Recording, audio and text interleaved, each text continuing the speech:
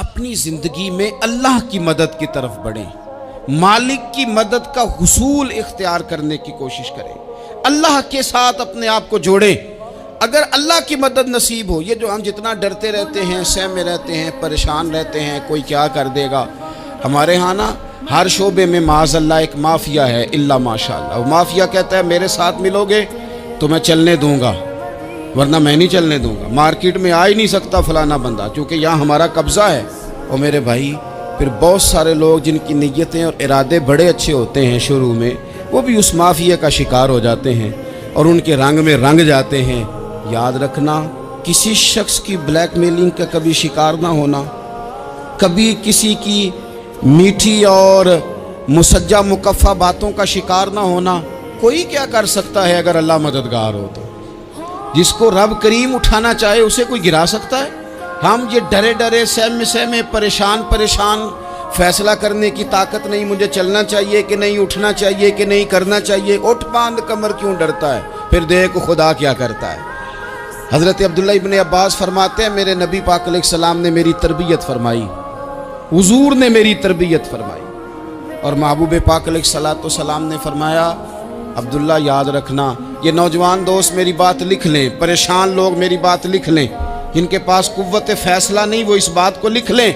حضرت عبداللہ ابن عباس فرماتے ہیں میرے نبی پاک علیہ السلام نے مجھ سے فرمایا تھا عبداللہ سن، اگر ساری دنیا مل کے تیرا کوئی نفع کرنا چاہے کر نہیں سکتی جب تک میرے رب کی رضا نہ ہو، اور فرمایا ساری دنیا مل کے تیرا کچھ بگاڑنا چاہے تو عبداللہ بگاڑ نہیں سکتی جب تک رب کریم کی حکمت کا تقاضا نہ ہو۔ لوگوں سے ڈرنا، لوگوں کی طرف دیکھنا، ماحول دیکھ کے اپنے راہ کا تعین کرنا، ہر بندے کے خیالات کے مطابق ڈھلنے کی کوشش کرنا، فلانا نہ ناراض ہو جائے، فلانا نہ ناراض ہو جائے، وہ جس نے ہونا ہو جائے، بس رب رسول ناراض نہ ہو۔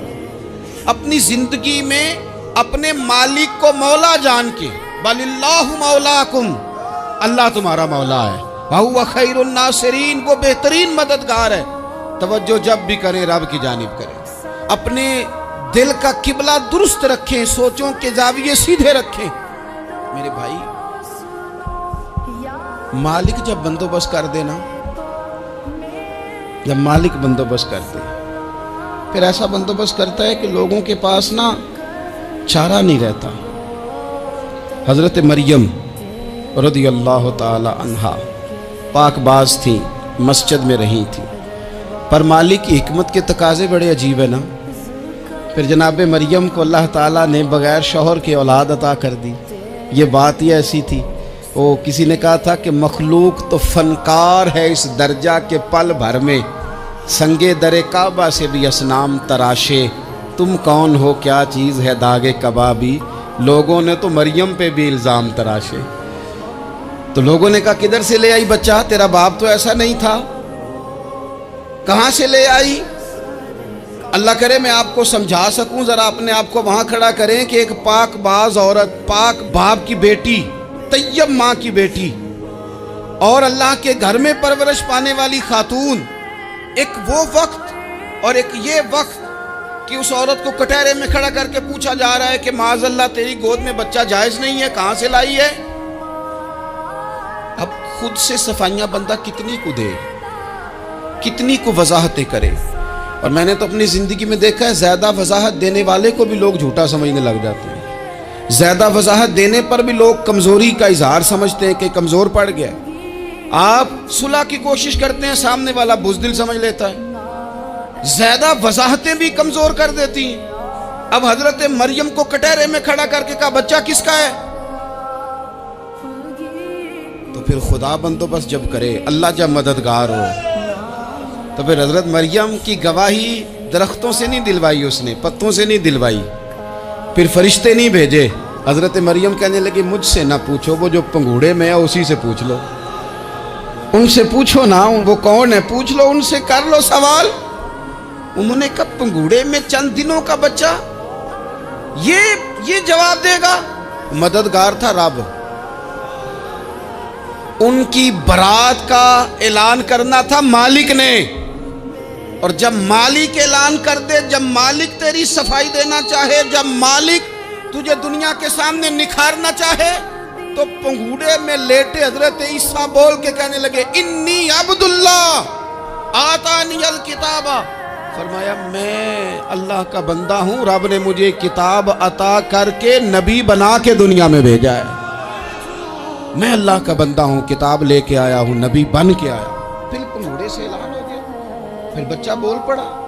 اور یہ ایک دفعہ نہیں بات ہوئی، یہ بنی اسرائیل میں ایک جریج نام کے شخص بھی تھے جو نماز پڑھ رہے تھے، بعض نے لکھا ہے نفل نماز تھی، اماں نے پکارا تو آئے نہیں، تو ماں کے منہ سے نکل گیا تو اتنی دیر تک مرے گا نہیں جب تک کسی بے حیا عورت کا منہ نہ دیکھ لے۔ تو وہ عبادت گزار تھے، لیکن لوگوں نے ان کی عبادت، ریاضت، پرہیزگاری کو نہیں دیکھا، بس ایک عورت کو بھیج کے الزام لگوا دیا۔ وہ عورت آیا جایا کرتی تھی، اب آ جاتی ہیں عورتیں، مسئلہ پوچھنے کی نیت سے بھی آ جاتی ہیں۔ ماحول میں کچھ جگہ ایسی بھی ہیں جہاں عورتیں دم کرانے کے بہانے آ جاتی ہیں۔ وہ خاتون آتی جاتی تھی اس خانقاہ پہ، آستانے پہ، یہ بخاری میں موجود ہے۔ پھر اس نے کہا میری گود میں جو بچہ ہے یہ انہی کا ہے۔ مجھے بتائیں کیسے بندہ وضاحت دے؟ حالات خراب ہو گئے، لوگ کٹیا جلانے لگے، ماحول اور طرح کا بن گیا۔ میرے نبی پاک علیہ الصلوۃ والسلام فرماتے ہیں پھر اس رب کے بندے نے کہا مالک تو کریم ہے، تیری مشیت کا تقاضا آیا جو میری ماں نے جملے بولے تھے، پر اب میں وضاحت دینے کے قابل نہیں رہا، اب تو ہی کرم کرے گا تو دروازہ کھلے گا۔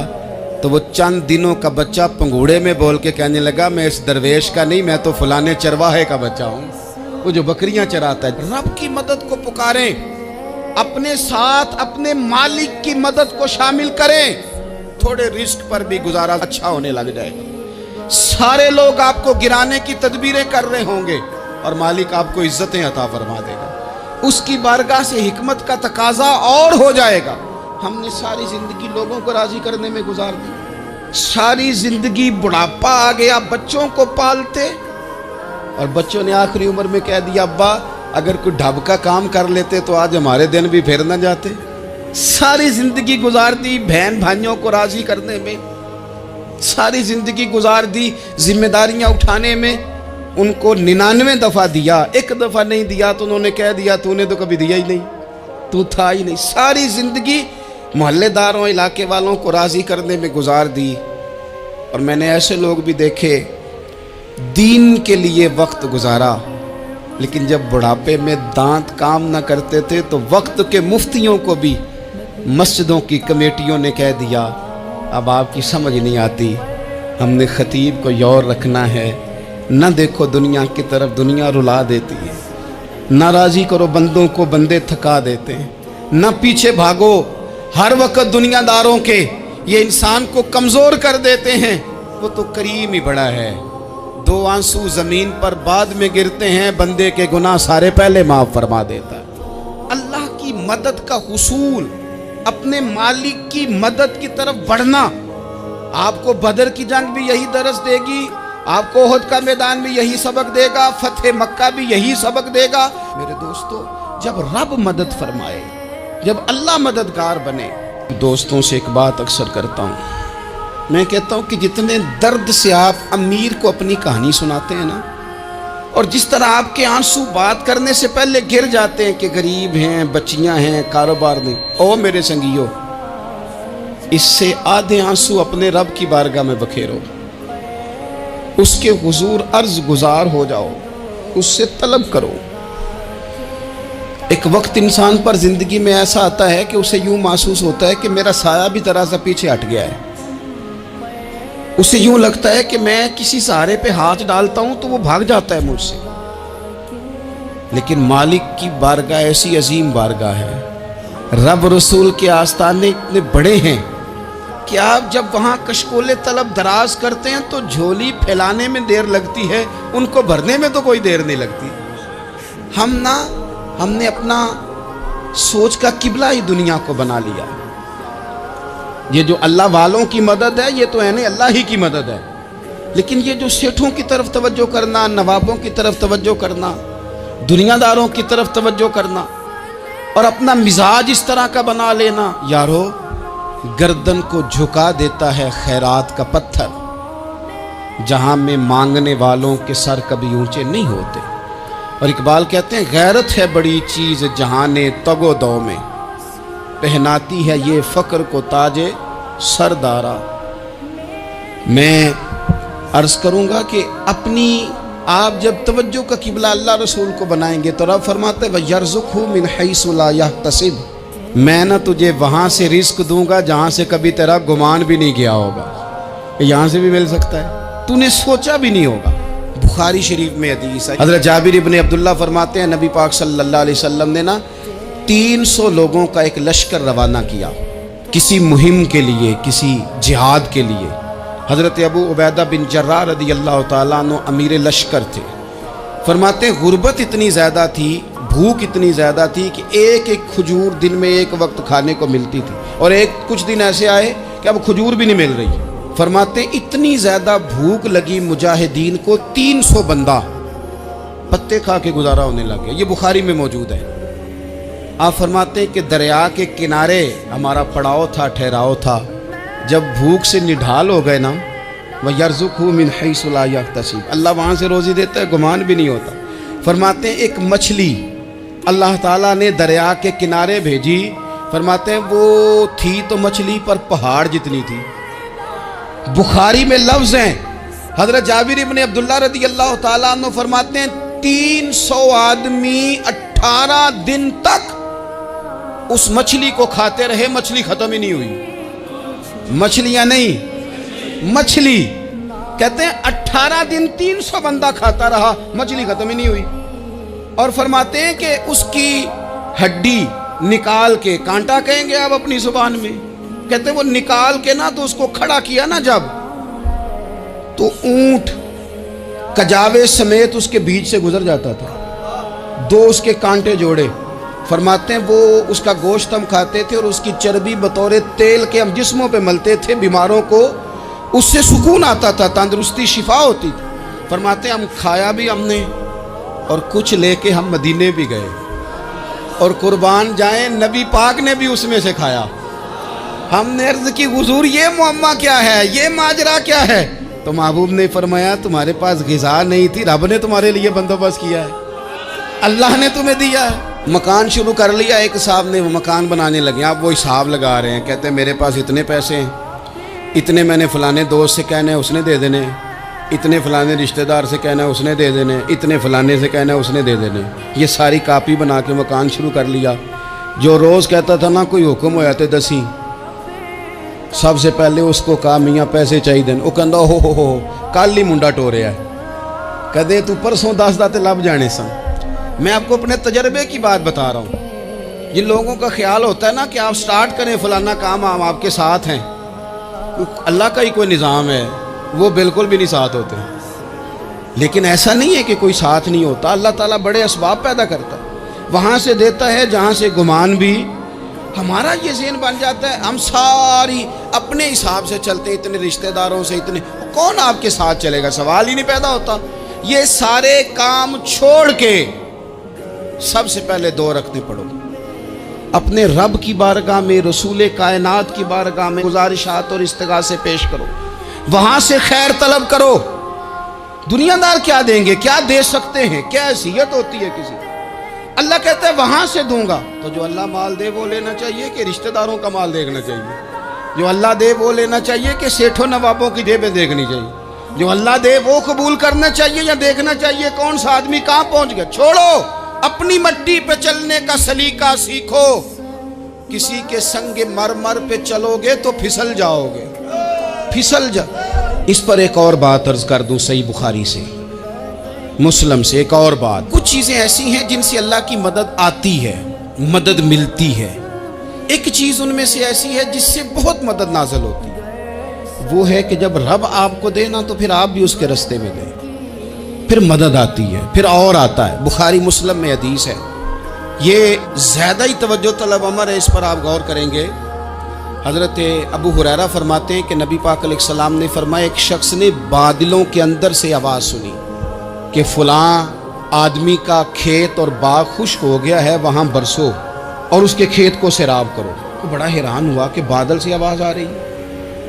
پھر اس نے دیکھا کہ ایک پہاڑی پر بارش ہوئی، وہ بادل وہاں برسا، پھر نالیوں سے ہوتا ہوا پانی ایک طرف چلا۔ تو جس نے آواز سنی تھی، حضور بیان کر رہے ہیں، وہ بھی پیچھے پیچھے چلا کہ پانی کدھر جا رہا ہے۔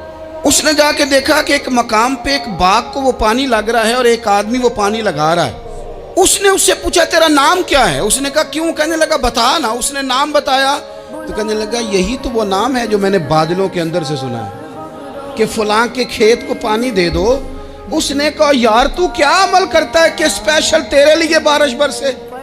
یہ بخاری پڑھ رہا ہوں، سیاستہ سے حدیث عرض کر رہا ہوں۔ اس سے پوچھا تو کیا کام کرتا ہے کہ جناب اللہ تبارک و تعالیٰ کا حکم کرم آیا کہ خاص تیرے لیے پانی برسے اور تیرے کھیت کو سیراب کرے؟ تو اس نے کہا چھوٹا ذمہ دار ہوں، پر جب فصل اگتی ہے تو 3 حصے کرتا ہوں۔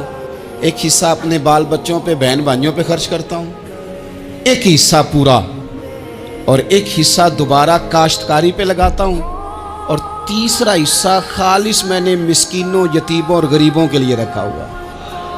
وہ جو تیسرا حصہ، اللہ کرے آپ سمجھے، وہ رب کے بندوں پہ تیسرا حصہ خرچ کرتا ہے نا، تو کریم مالک نے فرمایا جہاں سے غریب کا حصہ جاتا ہے وہ کھیت خشک نہیں رہنا چاہیے، وہ جہاں سے مسکین روٹی کھاتے ہیں وہ خشک نہ رہے، جہاں سے یتیموں کو کچھ آتا ہے کہیں اس کی فصل رہ نہ جائے۔ میں اور آپ بھی اگر اپنے مال میں مسکینوں، یتیموں، غریبوں کے حصے رکھ لیں گے تو فصلیں خشک نہیں رہیں گی، ان کے اندر تازگی آئے گی، نور آئے گا، کرم آئے گا، خاص کر خدا کی رحمت برسے گی۔ مدد اللہ سے چاہیں، اپنی توجہات کا مرکز رب رسول کی ذات کو بنائیں، پھر آپ محسوس کریں گے کہ بڑی جلدی اللہ تعالیٰ کی مدد آنے لگی ہے۔ کبھی آپ صرف کہہ دیں نا میرا رب میرے ساتھ ہے، اس لفظ میں اتنی طاقت ہے کہ دشمن ویسے زہر ہو جاتا ہے۔ زندگی میں کسی سے بھی لڑائی ہو تو اچھی طرح سوچ لیں کہ اللہ اس طرف ہے یا اس طرف ہے۔ اگر آپ زیادتی پہ ہیں تو پھر رب مظلوم کی جانب ہے۔ اگر اللہ کی مدد آپ کے ساتھ ہے تو دنیا کی کوئی طاقت آپ کو گرا نہیں سکتی، اور اگر آپ مظلوم کے مقابلے میں ظالم بن کے آپ کھڑے ہو گئے ہیں اور آپ نے رویہ وہ اختیار کیا ہے کہ جس میں مدد نہیں آئے گی، تو پھر یاد رکھ لیں کہ آپ کوئی بھی ہیں، کہاں بھی ہیں، آپ کمزور ہیں۔ طاقتور تھے ابتدائے اسلام میں، ظاہری طاقت تھی کفار مکہ کے پاس، وہ ڈنڈوں سے مارتے تھے غریبوں کو، ان کے ہاتھوں میں ڈنڈے تھے، پر خدائی طاقت ان مظلوموں کے ساتھ تھی۔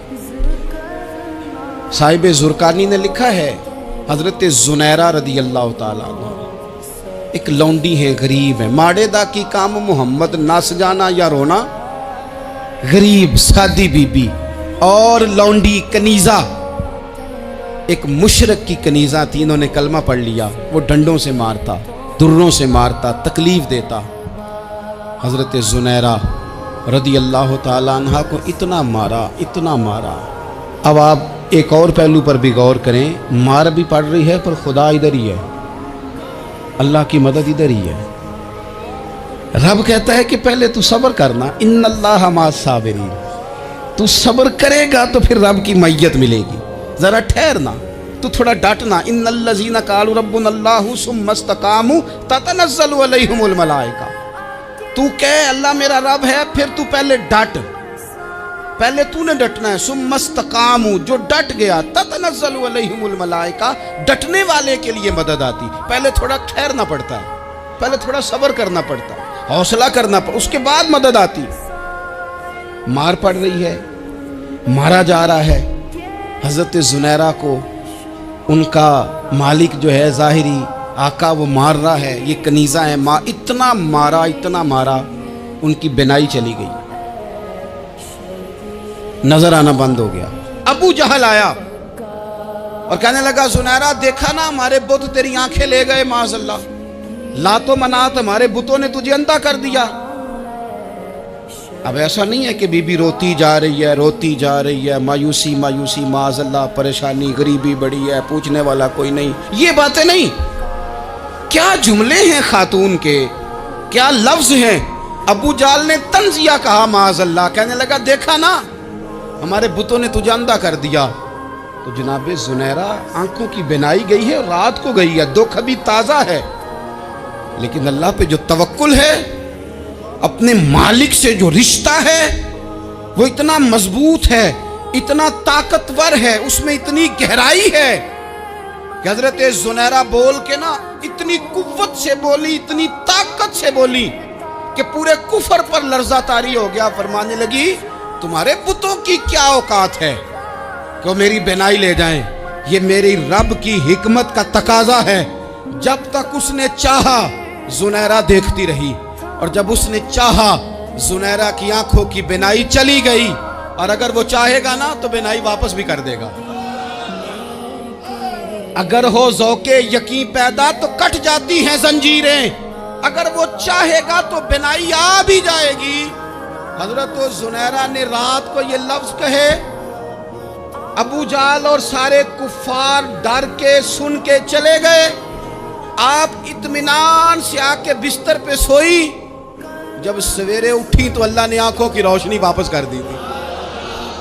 آنکھوں کی اب چھڑی پکڑی ہے، بازاروں میں گھومتی ہے، کہتی ہیں بلاؤ کدھر ہے تمہارے نعت و منات، دیکھو میرے رب نے روشنی واپس کر دی۔ آ کر میرے ساتھ ادھر آ ستمگر ہنر آزمائے، تو تیر آزما ہم جگر آزمائے۔ بیمار لوگوں یاد رکھو، کہہ دیا ڈاکٹر نے کہ تو بڑا بیمار ہے، تو بڑا کمزور ہے، یہ ہو گیا وہ ہو گیا، تو ڈاکٹر اپنے علم کے مطابق بات کر رہا ہے، ہوگا تو وہ جو میرا رب چاہے گا۔